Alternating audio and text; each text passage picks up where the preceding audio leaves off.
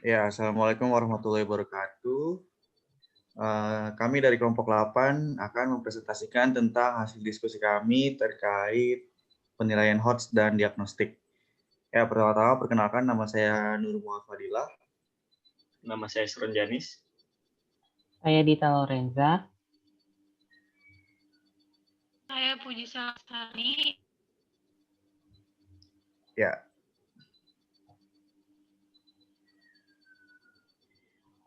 Penilaian. Menurut Ugo Dulunwa, penilaian merupakan proses mengukur tingkah laku seseorang dan menggunakan hasil dalam mengambil keputusan yang relevan tentang individu, kurikulum, dan pengajaran atau program. Penilaian juga disebut sebagai proses mengumpulkan dan mendokumentasikan pengetahuan, keterampilan, sikap, dan keyakinan yang menjadi dasar dari penilaian atau evaluasi.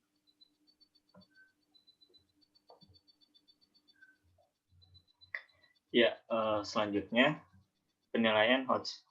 HOTS atau Higher Order Thinking, Order Thinking Skill adalah kemampuan berpikir kritis, logis, reflektif, metakognitif, dan berpikir kreatif yang merupakan kemampuan berpikir tingkat tinggi. Nah, HOTS merupakan suatu kemampuan berpikir yang tidak hanya membutuhkan kemampuan mengingat saja, namun membutuhkan kemampuan lainnya yang lebih tinggi, seperti kemampuan berpikir kreatif dan kritis. Ya, selanjutnya dalam penilaian HOTS itu memiliki ciri-ciri. Nah, kita tahu sendiri kalau dalam taksonomi Bloom itu dibagi menjadi LOTS dan HOTS, di mana LOTS itu dari C1 sampai C3, yaitu mengingat, memahami, dan mengaplikasi. Nah, sedangkan untuk HOTS sendiri itu ada dari analisis, kesimpulan, sampai menciptakan, ciri-ciri dari penilaian HOTS sendiri itu yang pertama ada menerapkan hubungan satu konsep ke konsep lain. Jadi ketika kita menemukan suatu materi dan mendapatkan sebuah konsep, konsep yang kita punya ini merupakan dasar dan dapat dihubungkan ke materi selanjutnya. Nah, kemudian yang kedua, memproses dan menerapkan informasi. Nah, seperti hal yang sebelumnya, di mana apabila kita sudah mendapatkan informasi, maka kita dapat menggunakan informasi atau literatur itu. Yang keempat, mencari kaitan dari informasi yang berbeda. Nah, dalam hal ini kita mendapatkan informasi tidak hanya dari satu sumber saja, melainkan dari lebih dari satu sumber. Nah, yang terakhir, menelaah ide dan informasi secara kritis, di mana kita tidak serta-merta langsung percaya apabila ada kabar. Kita harus mengkritisi dulu, kita harus validasi, kita harus tahu berita yang kita dapatkan atau sumber yang kita dapatkan itu tervalidasi atau tidak, ya, agar tidak terjadi miskonsepsi. Selanjutnya, ya, ini adalah contoh penilaian HOTS dari SMA di English Colonies tahun 1607 sampai 1750, di mana untuk yang lower order thinking skill itu 25 dan 30, dan untuk yang higher order thinking itu 20 dan 25. Next.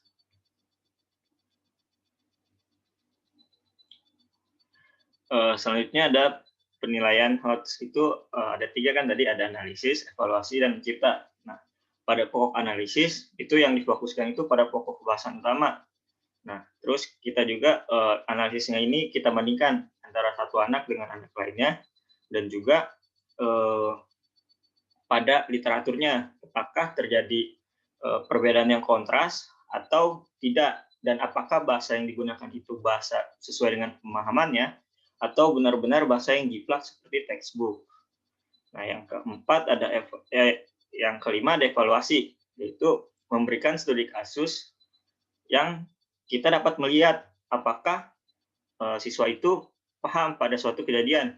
Contohnya, apabila suatu tanaman tidak diberi matahari, maka tanaman itu akan cepat tinggi, tetapi warna batangnya akan lebih pudar. Sedangkan apabila diberikan pada matahari yang tidak langsung pada matahari, maka tanamannya akan menjadi lebih pendek tetapi mempunyai batang yang lebih terang dan juga kokoh. Nah, selanjutnya pada tahap pencipta, kita biasanya memberikan suatu studi kasus atau sebuah masalah, apakah mereka dapat menyatukan hal-hal yang berbeda dengan cara baru. Contohnya, apabila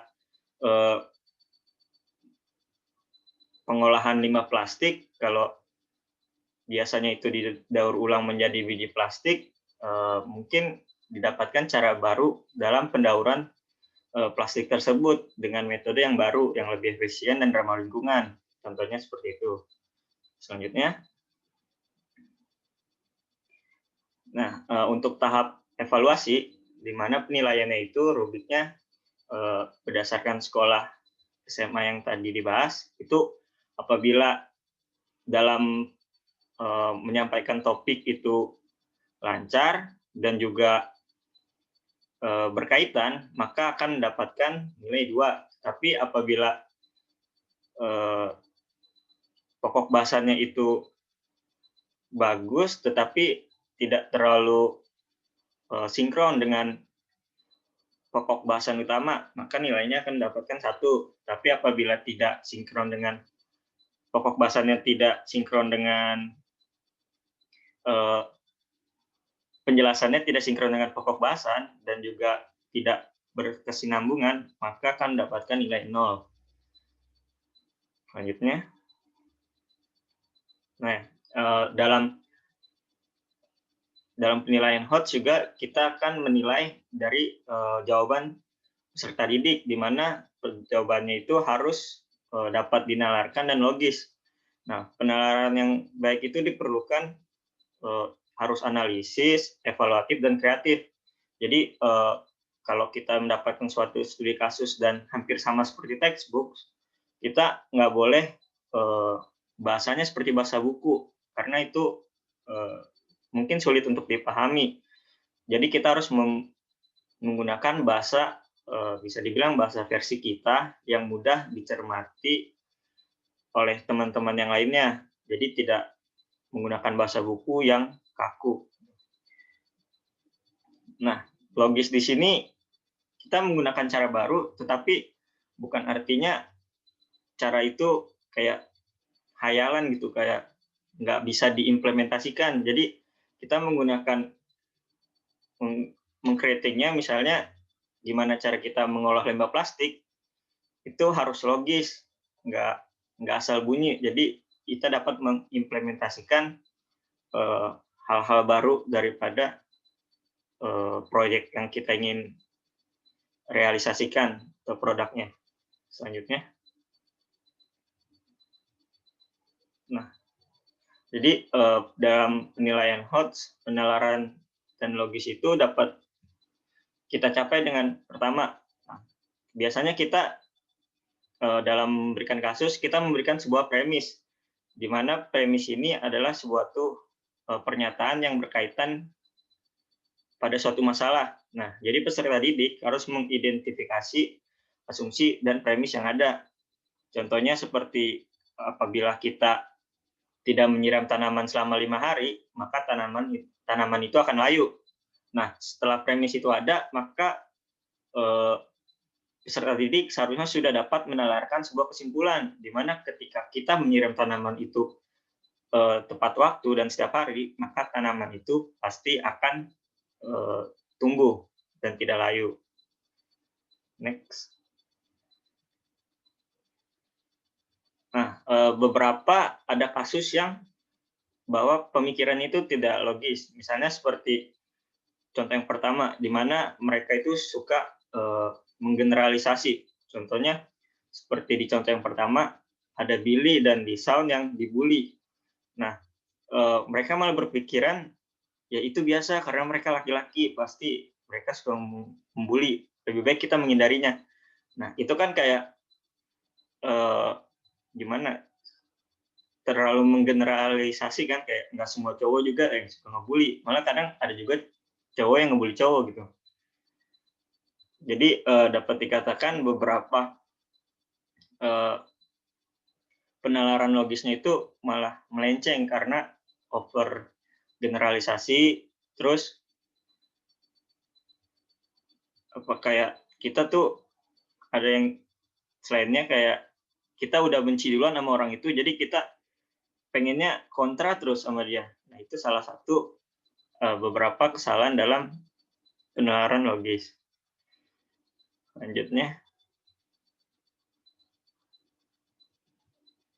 Nah, dalam evaluasi ada beberapa hal yang dinilai, yaitu ada konten, reasoning atau penalaran, dan juga ekspresi dalam penulisannya, di mana apabila kontennya itu bagus dan penalarannya itu juga logis dan dapat diterima, dan penulisan katanya juga tepat, maka akan mendapatkan 4. Nah, apabila kontennya itu bagus tetapi dan juga penalarannya juga bagus tetapi pemilihan katanya itu tidak terlalu bagus, maka akan mendapatkan 3. Dan apabila kontennya itu tidak terlalu bermanfaat dan isinya juga tidak terlalu relevan dan banyak kata-kata yang salah, maka akan mendapatkan nilai 2. Selanjutnya.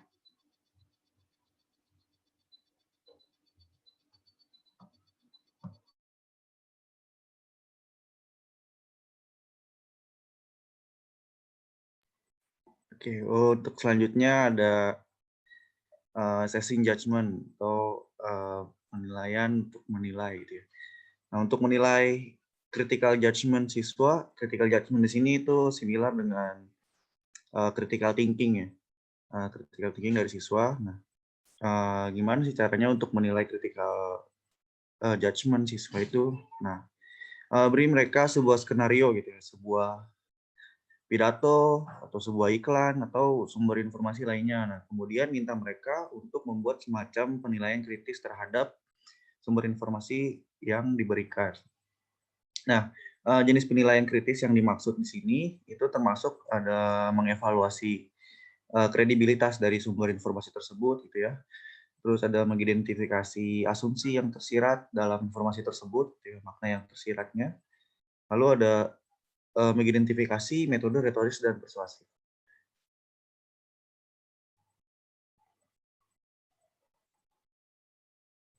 Ya, untuk mengevaluasi kredibilitas sumber, nah ini untuk menilai nih bagaimana sih siswa untuk menilai bagaimana siswa itu menilai kredibilitas suatu sumber gitu ya. Nah, berikan siswa itu materi untuk dipikirkan oleh mereka. Lalu kemudian tanyakan kepada mereka bagian mana jika ada dari sumber tersebut yang kredibel dan bagian mana yang tidak gitu. Dan mengapa alasannya sumber tersebut bagian sumber tersebut ada kredibel dan kenapa tidak kredibel gitu.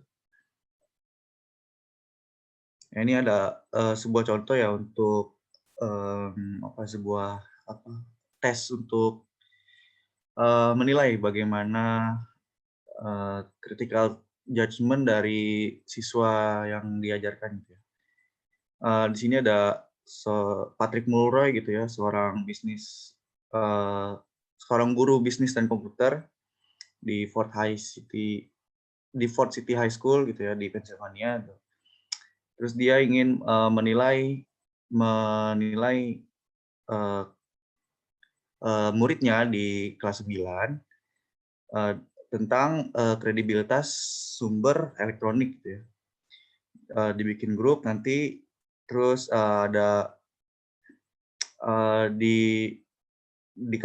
dibikin grup dan dikasih 3 website di mana mereka itu diminta untuk menunjukkan bagaimana sumber tersebut itu kredibel atau tidak gitu ya. Dan untuk membantu siswanya untuk bisa menilai bahwa sumber itu tuh kredibel atau tidak, itu bisa dibantu dengan 3 pertanyaan yang ada di sini. Bisa dibaca ya.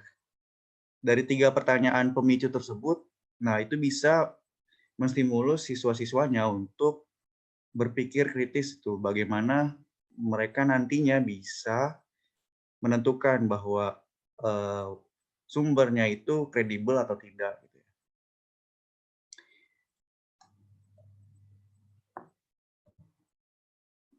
Lalu selanjutnya ada mengidentifikasi asumsi yang tersirat. Gitu. Untuk menilai bagaimana siswa mengidentifikasi asumsi yang tersirat, gitu, bisa digunakan soal pilihan ganda, gitu. Multiple choice. Nah, beri mereka argumen gitu, atau penjelasan yang di dalamnya terdapat makna yang tersirat.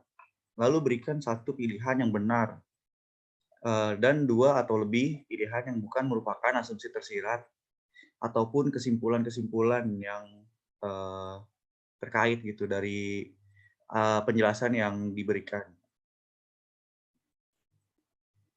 Lalu ada mengidentifikasi metode retoris dan persuasif. Nah, untuk menilai bagaimana siswa ini mengidentifikasi komunikasi yang persuasif gitu ya, komunikasi yang sifatnya mengajak gitu ya, beri siswa sebuah teks pidato atau sebuah iklan di media apapun. Kemudian tanyakan kepada mereka terkait apa statement dalam iklan tersebut, gitu, misalkan ya, atau strategi yang digunakan oleh penulis gitu. Terus dampak apa yang penulis harapkan dari strategi tersebut gitu. Lalu apakah ada statement atau strategi yang menipu atau menyesatkan yang dimaksudkan dari si penulis pada pidatonya ataupun iklannya gitu. Nah, ini ada contohnya gitu ya. Di situ ada poster gitu ya, ada poster lalu diminta untuk memilih gitu, mana jawaban yang tepat. Jadi pertanyaannya adalah, jadi itu poster itu sebenarnya tujuannya untuk apa? Gitu. Nah, di situ ada satu pilihan yang benar dan ada beberapa pilihan yang mengecoh. Gitu. Lalu ada bagian dari HOTS itu sendiri ada assessing problem solving gitu ya. Jadi a good problem solver identifies exactly what the problem is, what might be obstacles to solving it, and what solutions might be expected to work. Nah, ini menurut Marzano tahun 1993. Lalu Bransford dan Stein tahun 1984 itu mengklasifikasikan kemampuan memecahkan masalah, ya, problem solving ini ke dalam 5 tahap proses yang disebut ideal problem solver. I-nya ini adalah identify the problem. D-nya define and represent the problem. Lalu E-nya itu explore possible strategies. A-nya act on the strategies. Lalu L-nya itu look back and evaluate the effects of your activities. Jadi ideal ini bisa jadi apa ya, sebuah instruction gitu ya untuk bisa menuntun siswanya untuk bisa punya kemampuan problem solving untuk assessment-nya. Lalu ada beberapa step-step gitu ya untuk assessing problem solving. Yang pertama ada mengidentifikasi masalah, lalu mengidentifikasi ketidakrelevanan, gitu ya, ketidaksesuaian, lalu menjelaskan dan mengevaluasi berbagai strategi. Lalu kemudian ada memodelkan masalah, itu selanjutnya ada mengidentifikasi hambatan dan informasi tambahan yang diperoleh, gitu ya.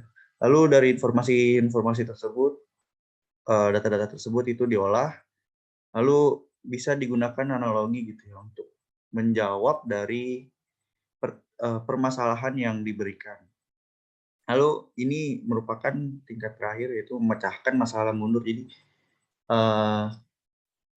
apa ya, bisa backward itu. Jadi dari sekian informasi yang didapat, dari sekian data yang didapat itu, pada akhirnya siswa dapat memecahkan masalah tersebut secara detail gitu, satu persatu dari yang kompleks sampai yang sederhana gitu ya.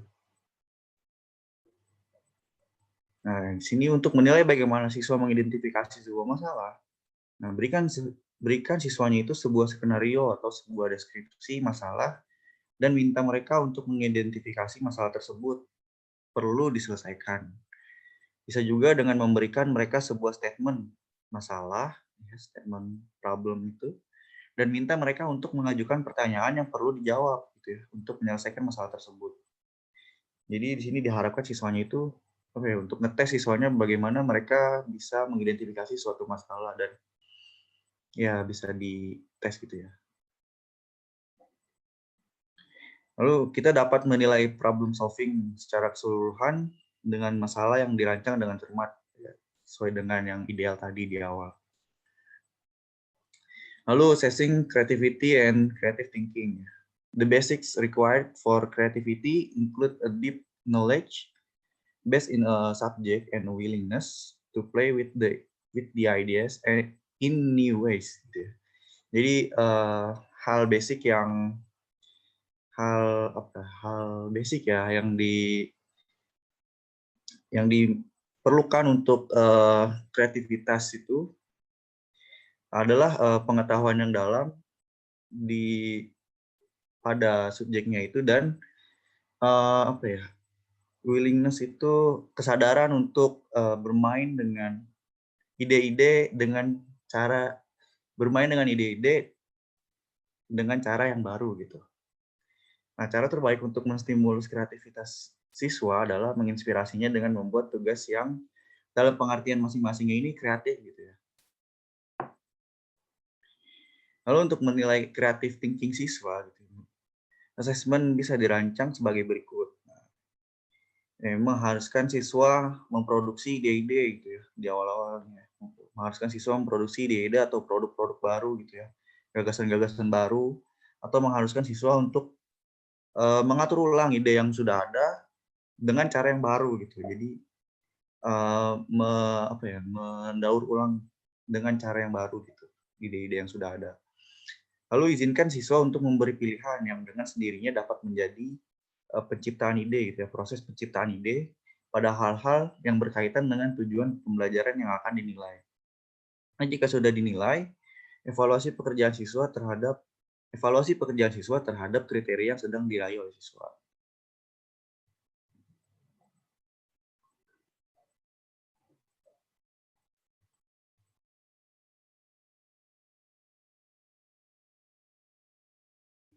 Kemudian ada penilaian diagnostik. Menurut Depdiknas, diagnostik ini merupakan kegiatan yang dilakukan untuk mengidentifikasi gejala-gejala yang ditimbulkan. Penilaian diagnostik merupakan penilaian yang dilakukan terhadap hasil analisis mengenai tingkat kemampuan dan pemahaman maupun keadaan belajar peserta didik, baik merupakan kesulitan atau hambatan yang ditemui dalam proses belajar. Kesulitan belajar yang dimaksud di sini adalah keadaan yang menunjukkan bahwa siswa tidak dapat belajar sebagaimana mestinya. Nah, salah satu cara untuk mengidentifikasi kesulitan belajar yang dialami oleh siswa adalah dengan melakukan tes diagnostik.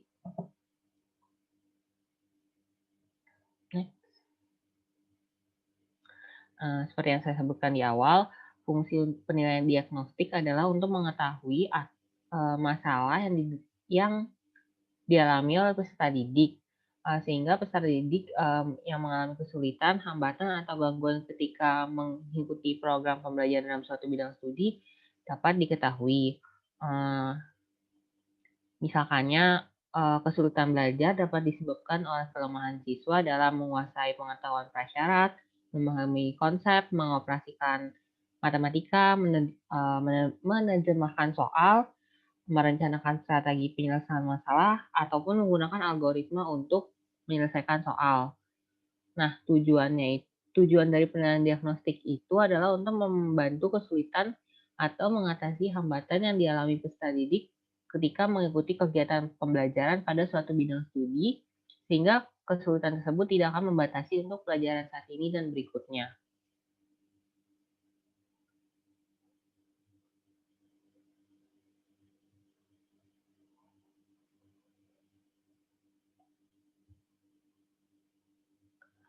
Karakteristik dari penilaian diagnostik yang pertama adalah penilaian diagnostik ini dirancang untuk mendeteksi kelemahan belajar siswa. Bagaimana kita merancang format dan respon yang bisa mengidentifikasi kelemahan belajar siswa itu sendiri. Kemudian dikembangkan berdasarkan analisis terhadap sumber-sumber kesalahan yang mungkin menjadi penyebab munculnya masalah siswa. Lalu penilaian diagnostik menggunakan soal-soal dengan bentuk constructed response atau bentuk uraian atau jawaban singkat sehingga mampu menangkap informasi secara lengkap dari peserta didik. Kemudian dalam kondisi tertentu, penilaian diagnostik ini juga dapat menggunakan selected response atau pilihan ganda. Namun harus disertakan penjelasan mengapa peserta didik memilih jawaban tersebut. Jadi selain ada soal dan jawabannya, juga disertakan pilihan mengapa peserta didik itu memilih jawaban tersebut. Kemudian yang keempat, dirancang tindak lanjut yang sesuai dengan kesulitan yang teridentifikasi. Dengan demikian, dapat meminimalisir jawaban tekaan dan dapat ditentukan tipe kesalahan atau masalahnya.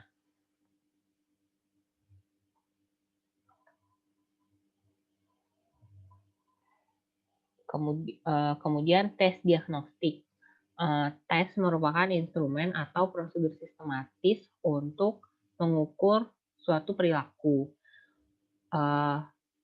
Lebih lanjutnya, tes merupakan perangkat pertanyaan atau tugas yang direncanakan untuk memperoleh informasi tentang sifat di mana tiap butir pertanyaan tersebut memiliki jawaban. Nah, tes diagnostik ini merupakan tes yang digunakan untuk mengetahui kekuatan dan kelemahan siswa ketika mempelajari sesuatu. Tes ini dapat berupa sejumlah pertanyaan atau permintaan untuk melakukan sesuatu. Tes diagnostik biasanya dilakukan sebelum tes sumatif karena tujuan dari diagnostik itu adalah melihat kemajuan belajar siswa yang berkaitan dengan proses menemukan kelemahan siswa pada materi tertentu. Nah, pendekatan yang dilakukan guru untuk mendiagnosis kesulitan belajar siswa itu berbeda-beda tergantung kepada kesulitan belajar yang dihadapi siswa. Misalnya bisa dengan melakukan pendekatan profil materi, pendekatan prasyarat pengetahuan, atau pendekatan pencapaian tujuan pembelajaran, bisa juga dengan identifikasi kesalahan ataupun pendekatan pengetahuan berstruktur.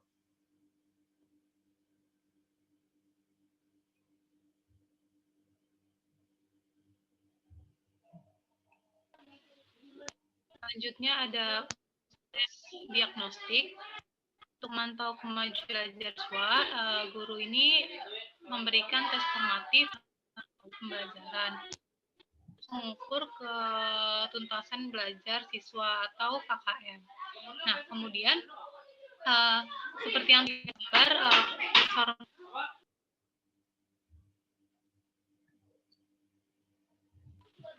seperti yang terlihat di gambar, tes formatif ini apabila tuntas dalam mengerjakan tes formatifnya, pembelajaran akan lanjut ke berikutnya. Sementara apabila tes formatif yang dilakukan ini belum tuntas, maka perlu diadakan untuk mendiagnosis kemungkinan ataupun masalah-masalah yang ada yang dialami siswa ketika mengerjakan tes formatif. Ini diberi nama diagnostik.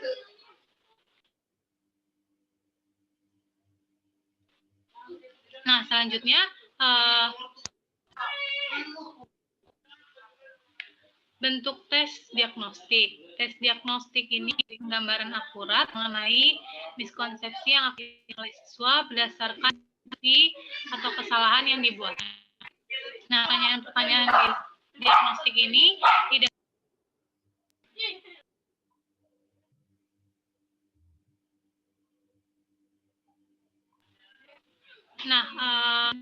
siswa tidak memahami bagian materi tertentu, tetapi juga dapat menunjukkan bagaimana dalam menjawab diberikan meskipun mereka tidak benar. Nah, jadi diagnostik ini bukan hanya sekedar tahu siswa ini benar, tapi diagnostik ini lebih mendalam apakah siswa ini benar-benar mengerti jawaban atau tidak. Nah, tadi sudah dipaparkan oleh Dita, bentuk tes diagnostik ini dapat constructed ataupun yang pilihan ganda. Nah, yang pertama ini dibahas bentuk pilihan ganda. Terbagi menjadi 4, yaitu ada sampai fortir. Nah, kuantir ini adalah tes yang paling sederhana. Dalam tes ini tidak dapat membedakan siswa yang menjawab benar maupun siswa yang menjawab benar. Oleh karena itu, pada tes kuantir ini bentuknya hanyalah pertanyaan dengan opsional pilihan dengan satu jawaban. Nah, kuantir ini bentuk yang kurang dapat mendiagnosis pemahaman konsep siswa. Yang kemudian ada pengembangan dari kuantir ini. Nah, kuantir ini adalah tes dengan pilihan jawaban disertai dengan alasan yang harus dipilih oleh siswa, tetapi tidak dapat mengetahui apakah siswa dalam memahami konsep yang diberikan. Pengembangannya itu berupa alasan. Jadi nanti untuk pilihan ganda ini adalah adanya pertanyaan, kemudian disertai dengan pilihan ganda, kemudian ada alasan di bawah pilihan ganda tersebut. Nah, nanti apabila siswa memilih jawaban yang benar, akan terlihat apakah alasan yang dimiliki siswa ini sesuai dengan pilihannya atau tidak. Kemudian, tetapi pemahaman siswa tentang konsep dapat terukur dengan jelas. Maka ada pengembangan lagi menjadi tritir. Nah, tes ini adalah dengan beberapa alternatif pilihan jawaban, alasan serta adanya kemungkinan dalam menjawab pertanyaan. Tetapi tes tritir tidak dapat mendeteksi apabila siswa memiliki tingkat berbeda di dalam memilih jawaban. Jadi pertama dari tadi, kemudian ada pengembangan, yaitu adanya tingkat keyakinan menjawab pertanyaan khusus.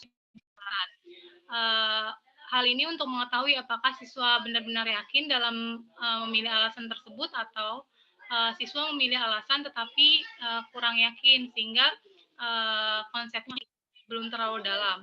Nah, kemudian ada tes yang paling dalam mendiagnosis, yaitu fortir. Nah, tes yang dapat menentukan berapa kuat siswa menguasai konsep melalui tingkat keyakinan di dalam menjawab serta adanya tingkatan keyakinan pada masing-masing jawaban dan alasan. Ini juga pengembangan dari tritir, tetapi itu berupa adanya tingkat keyakinan di bagian jawaban dan juga alasan. Selanjutnya.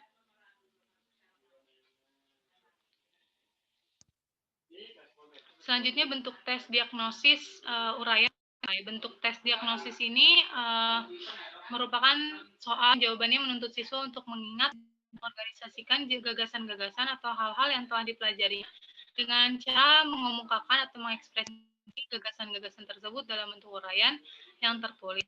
Nah, evaluasi yang dibuat dengan menggunakan pertanyaan atau uraian ini biasanya digunakan untuk menerangkan, mengontraskan, menunjukkan hubungan, memberikan pembuktian, menganalisis perbedaan, kesimpulan, dan juga mengeneralisasi siswa.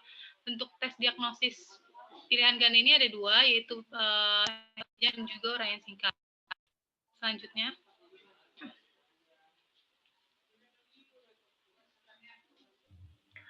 Kemudian menurut Alam pada tahun 2007, Alam mengatakan terdapat 4 langkah untuk menyusun tes diagnostik. Yang pertama adalah mengidentifikasi tujuan yang ingin diraih dan kompetensinya serta konten materi.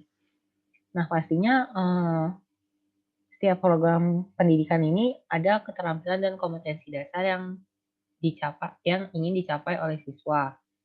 Nah, kompetensi di sini didefinisikan sebagai pengetahuan dan keterampilan fungsional yang komprehensif yang harus diidentifikasi secara akurat dan terkait dengan bidang pendidikan sehingga dapat dicapai dan diukur melalui proses pembelajaran itu sendiri. Nah, identifikasi keterampilan dan kompetensi ini memerlukan serangkaian pertimbangan yang terkait dengan ruang lingkup keterampilan, kemampuan belajar peserta didik, dan representasi dari perilaku akhir yang diinginkan. Keterampilan dasar yang dimaksud merupakan hasil yang rumit, yang menggabungkan informasi dan proses mental, psikologis, dan motorik. Oleh karena itu, kita memerlukan analisis untuk mengatur konten dan mengungkapkan hubungan di antara mereka. Nah, analisis ini masuk ke langkah yang kedua, di mana kita akan menganalisis kompetensi dasar untuk mengidentifikasi komponen tes. Ada beberapa metode untuk menganalisis kompetensi yang meliputi, yang pertama ada analisis kompetensi secara bertahap yang mengidentifikasi keterampilan sekunder dan informasi yang harus dipelajari secara berurutan untuk mencapai kompetensi dasar yang diinginkan. Untuk untuk tujuan melakukan analisis ini, kita sebagai penyusun tes harus bertanya kepada diri kita sendiri apa saja persyaratan dan komponen perilaku yang dibutuhkan oleh pelajar agar dapat mencapai keterampilan dasar. Nah, setelah mengidentifikasi persyaratan, kita bisa mengulangi pertanyaan untuk setiap komponennya sehingga dapat mengidentifikasi komponen yang diperoleh oleh siswa. Kemudian yang ketiga adalah menyusun behavioral aims atau tujuan perilaku. Setelah tujuan perilaku yang terkait dengan hasil analisis dirumuskan, hasil tersebut akan menggabungkan keterampilan dan pengetahuan yang dalam prosesnya akan mengidentifikasi hasil prosedural dan perilaku yang dapat dilihat secara langsung dan diukur melalui item ujian atau soal. Nah, tes diagnostik ini merupakan tes yang mengacu pada kriteria yang perkembangannya tergantung pada tujuan perilaku yang mengidentifikasi secara akurat hasil dari proses pendidikan secara pasti. Nah, dengan demikian perumusan tujuan terkait dengan keterampilan dasar perumusan tujuan biasanya terkait dengan keterampilan dasar yang diidentifikasi. Biasanya menggabungkan deskripsi perilaku yang diharapkan, konten referensial, kondisi kinerja, dan tingkat kinerja. Kemudian yang terakhir adalah menyusun item tes atau soal. Untuk menyusun soal, tentu saja sebagai penyusun soal harus membuka pengetahuan yang lengkap tentang metode untuk memilih soal yang paling tepat untuk mengukur hasil perilaku yang diidentifikasi secara langsung dan juga memerlukan penguasaan dari materi tersebut serta karakteristik dari peserta didik. Karena soal dapat membedakan antara mereka yang mampu mencapai tujuan atau kompetensi dan mereka yang menemukan kesulitan serta dapat mendiagnosis kesalahan dan celah dari proses pembelajaran itu.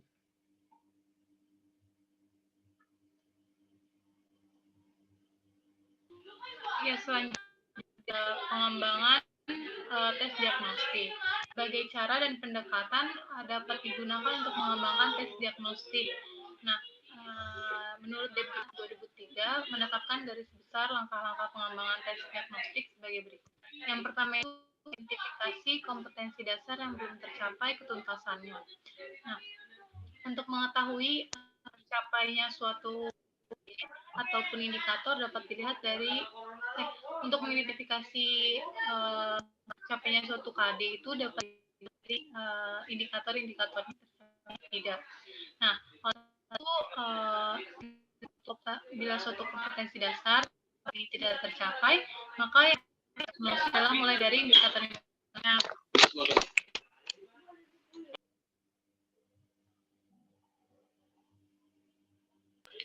Nah, kemudian dari indikator-indikator tersebutlah mungkin dapat dianalisis masalah-masalah yang terjadi.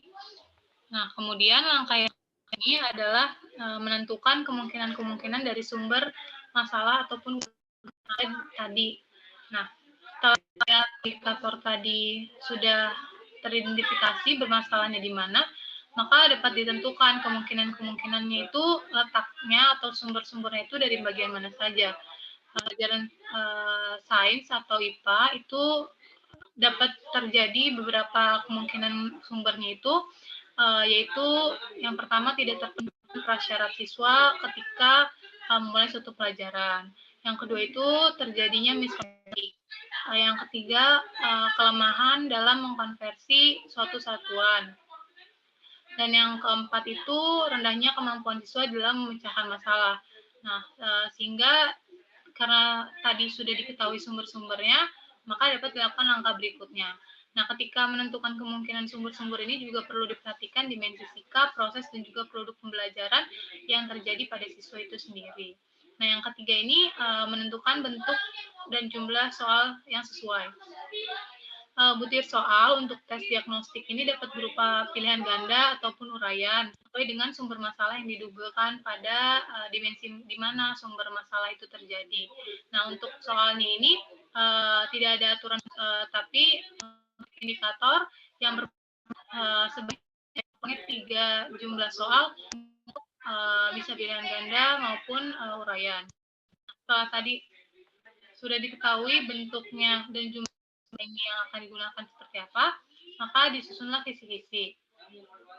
Seperti mengembangkan tes juga, sebelum menulis butir soal ini harus disusun dulu kisi-kisinya. Kisi-kisi ini dapat memuat KD atau indikator yang tadi sudah diduga bermasalah pada poin pertama, kemudian materi pokok yang terkait dengan indikator tersebut, kemudian dugaan sumber masalahnya pada poin kedua, dan juga bentuk atau jumlah soalnya pada poin ketiga, serta indikator-indikator soal yang sudah pernah kita pelajari. Kemudian langkah setelah membuat kisi-kisi adalah menulis soalnya. Soal ini dapat ditulis harusnya ditulis sesuai dengan kisi-kisi yang sesuai yang sudah disusun sebelumnya. Soal tes diagnostik ini memiliki karakteristik yang berbeda dengan butir soalnya. Jawaban respon yang diberikan oleh siswa haruslah memberikan informasi apakah siswa ini sudah mampu menduga jawaban yang benar ataupun masih mengalami masalah atau kesulitan. Sehingga soal ini dapat difungsinya sebagai diagnosis. Nah, setelah tadi soal ini sudah ada, soal ini harus terlebih dahulu yaitu pada tahap soal yang baik ini tentu harus memenuhi validitas isi yang sesuai. Nah, untuk itu soal itu harus dipelajari pakar-pakarnya di bidang tersebut, itu oleh guru mapel terkait. Nah, ketika tadi soal ini sudah direvisi, sudah baik, maka disusunlah kriteria penilaiannya. Jawaban ataupun respon yang akan diberikan oleh siswa pastinya akan bervariasi. Nah, oleh karena itu, untuk memberikan adil dan interpretasi akurat, haruslah disusun kriteria penilaian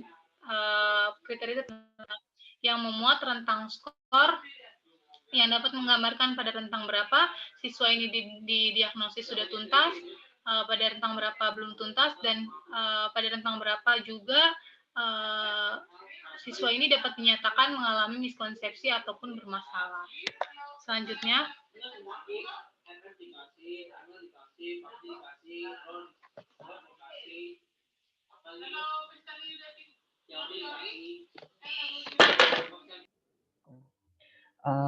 setelah dijelaskan sebelumnya, tes diagnostik ini dapat menghemat waktu dan tenaga guru terkait dengan proses diagnosisnya dan memberi banyak waktu untuk pengajaran yang korektif, serta dapat membantu pelajar dalam mengidentifikasi kebutuhan mereka karena kita sudah tahu mereka kesulitan belajarnya di mana. Nah, agar tes diagnostik ini menjadi efektif, menurut Al-Mukrabi ada 5 hal yang harus diperhatikan. Yang pertama, merupakan bagian dari kurikulum yang tujuannya didefinisikan dengan jelas. Tujuan yang dimaksud di sini merupakan kompetensi dasar. Kemudian jawaban dari soal merupakan bentuk jawaban yang langsung. Lalu tes berupa analisis berdasarkan data eksperimen yang berhubungan dengan topik yang sulit dan kesulitan pembelajaran yang dialami siswa. Kemudian, tes harus dapat merefleksikan pengetahuan siswa sehingga dapat dilakukan identifikasi kesalahan. Tes disusun untuk mengcover materi secara terorganisir.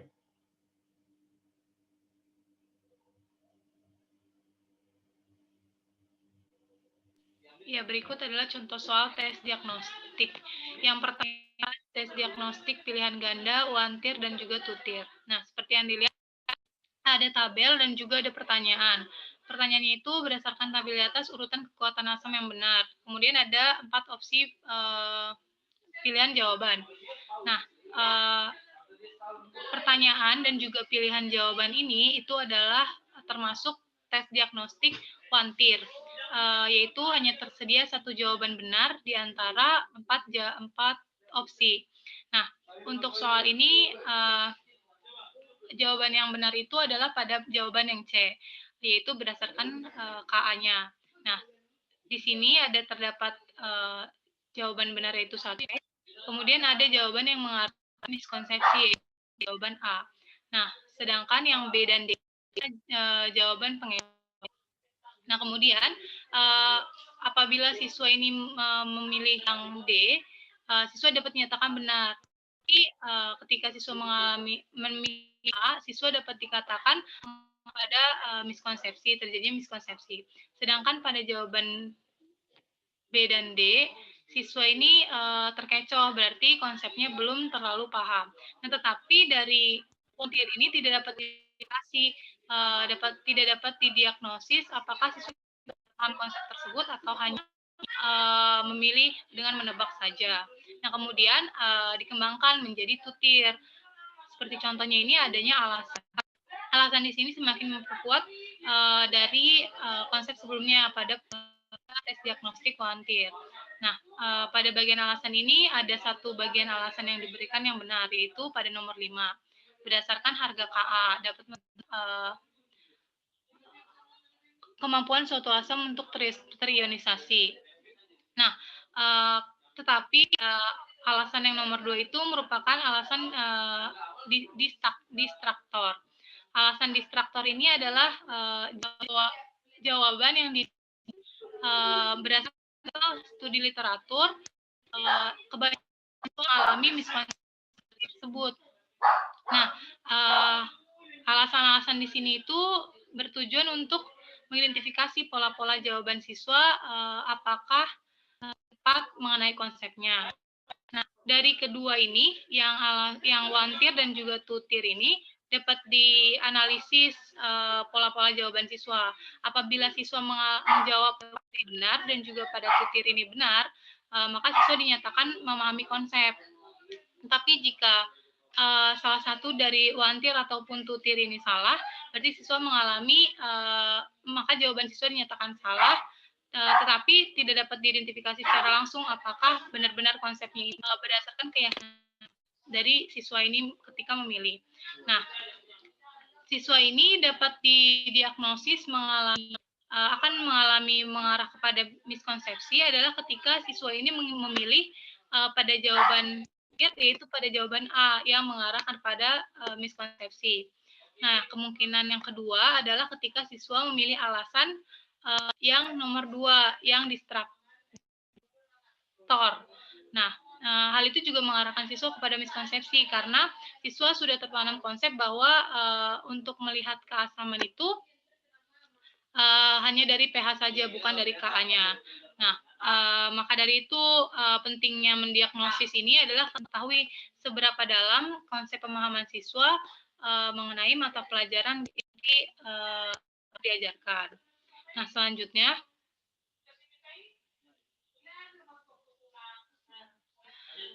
ini adalah tritir.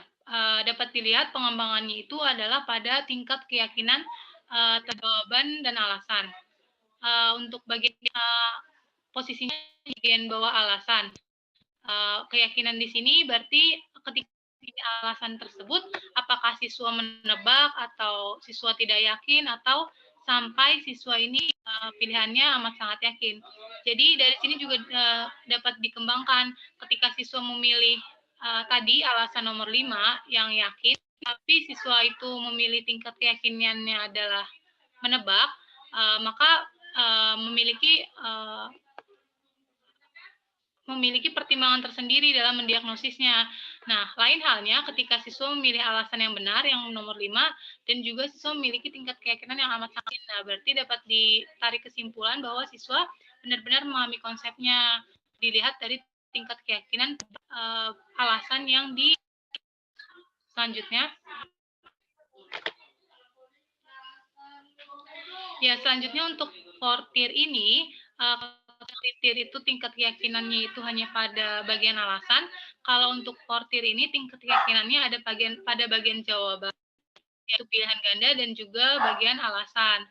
Nah, untuk yang pilihan jawaban ini sama seperti tadi, apabila siswa memilih yang C, yang jawaban benar, tapi siswanya ini hanya menebak, maka itu akan beda pertimbangannya, diagnosisnya ketika siswa menjawab yang C, tetapi amat sangat yakin. Nah, begitu juga ketika siswa memilih yang A, yang mengarah kepada miskonsepsi, itu juga akan menjadi timbangan. Maka dari itu, Fortir ini memiliki tingkat diagnosis sangat tinggi karena kemungkinan diagnosisnya ini semakin juga dapat terlihat posisi atau salah siswa ini di mana. Selanjutnya, ya ini untuk bagian alasan sama seperti yang tadi 3, ada tingkat keyakinannya. Nah, untuk soal uraian, di sini ada soal uraian, kemudian ada jawabannya. Jika 100 ml larutan asam klorida dengan pH 2 ini dicampurkan pada 100 ml larutan natrium hidroksida dan pH 10 akan diperoleh larutan dengan pH berapa gitu kan. Nah, dari sini juga guru dapat mengidentifikasi apabila siswa mengerjakan hanya sampai siswa mengetahui mol dari NaOH, itu akan berarti siswa baru memahami konsep sampai menentukan mol dari pH dan dari pH-nya. Nah, akan berbeda ketika siswa mendapatkan pH dengan larutan akhirnya yang ditanyakan. Berarti siswa benar-benar konsep. Untuk ini karena soal perhitungan, maka untuk mendiagnosis konsep pemahaman siswa pun jawaban perhitungan. Tetapi kalau misalnya soal ini bentuk pendapat ataupun juga pemahaman siswa mengenai konsep-konsep dasar, maka itu dapat lebih terlihat lagi dari uraian-uraian jawaban apakah siswa benar-benar ataupun ada kekeliruan di dalam jawaban uraian tersebut. Selanjutnya.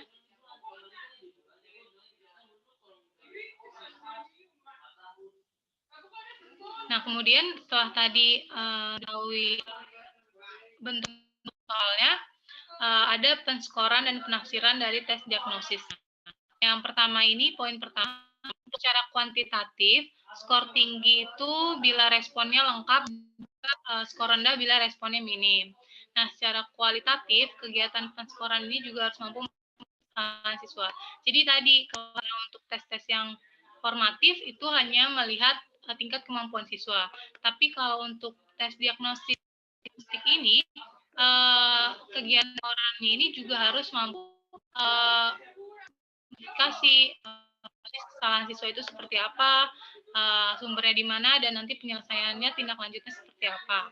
Nah, poin itu adalah poin yang B adalah siswa dengan skor yang sama, misalnya 0, belum tentu memiliki jenis kesalahan yang sama. Oleh karena itu, mengidentifikasi sebab dari kesalahan jauh lebih bermakna dibandingkan menentukan berapa jumlah dicapai. Jadi, kalau misalnya siswa memiliki nilai sama dengan siswa B itu sama-sama 0 ataupun 1, tapi belum tuh mereka memiliki kesalahan yang sama. Bisa aja yang itu salah di poin wakir, sementara yang ini salah di poin putir. Oleh karena itu, tadi alasan itu sangat penting untuk mengidentifikasi kesalahan-kesalahan ada. Nah, poin yang C itu hasil identifikasi jenis kesalahan ini jadi dasar poin kedua, untuk memudahkan identifikasi juga terhadap berbagai jenis yang terjadi kesalahan di kode. Jadi misalnya siswa itu kodenya itu kesalahannya adalah terjadi miskonsepsi. Nah, kemudian ada permasalahan kode kesalahan konversi saluran, yang C kesalahan menggunakan rumus, dan yang D ini kesalahan perhitungan. Nah, jadi tadi misalnya siswa dan siswa sama-sama dapat nilai 0.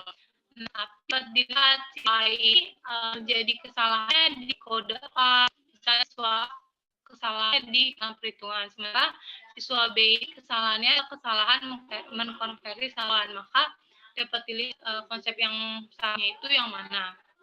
Dan yang ketiga ini, bila diagnostik terhadap suatu indikator ini dibangun oleh sejumlah butir soal, perlu ditentukan batas capaian menentukan batas seseorang yang akan bermasalah. Seperti apabila siswa ini mendapat nilai 0, dia ini bermasalah, ya dia bermasalah. Maksudnya ada batasan tertentu yang benar-benar menyatakan bahwa siswa ini bermasalah, siswa ini mengalami miskonsepsi, siswa ini tuntas. Jadi memang harus ada batas dari guru ketika membuat tes diagnostik ini. Selanjutnya,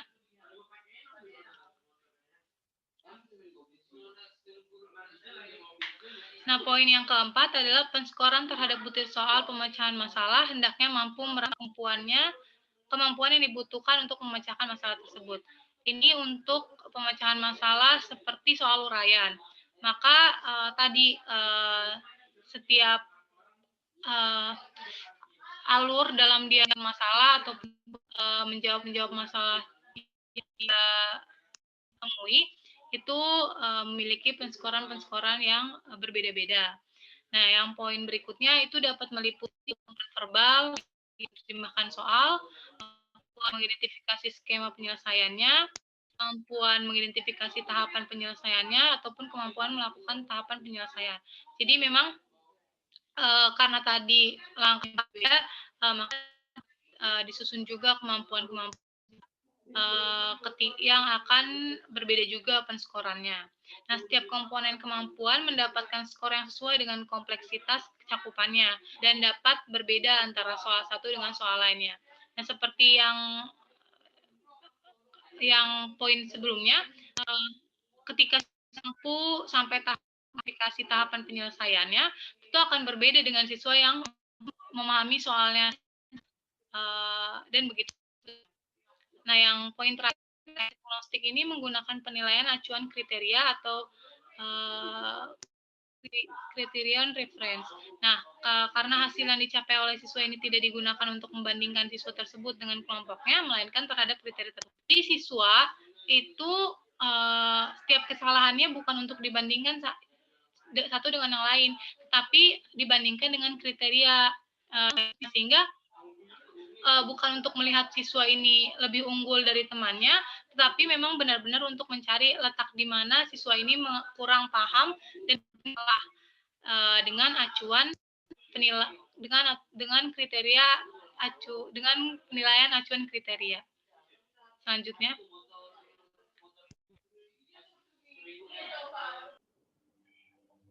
Selanjutnya ada tindak lanjut setelah tes diagnostik. Setelah tes diagnostik direspon oleh siswa, kemudian respon yang didapat dianalisis secara cermat dan akurat sehingga dapat memberikan tindak lanjut yang sesuai dengan permasalahan yang dialami oleh siswa. Yang pertama, berdasarkan hasil analisis tes diagnostik, tindak lanjut bisa berupa remedial, tugas rumah, observasi lingkungan, kegiatan tutor sebaya yang sesuai dengan kesulitan yang dihadapi oleh siswa yang dapat dilakukan secara individu atau kelompok. Kemudian mengatasi permasalahan yang disebabkan oleh miskonsepsi. Ini membutuhkan kesabaran, keuletan, dan kecerdasan dari guru. Tindak lanjut yang diberikan itu diberikan secara bertahap dan berkelanjutan. Kemudian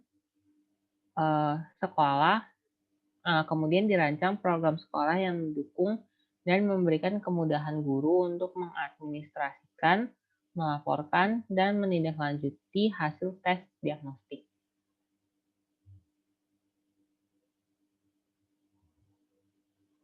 Kemudian ini adalah referensi yang kami gunakan dalam diskusi kali ini.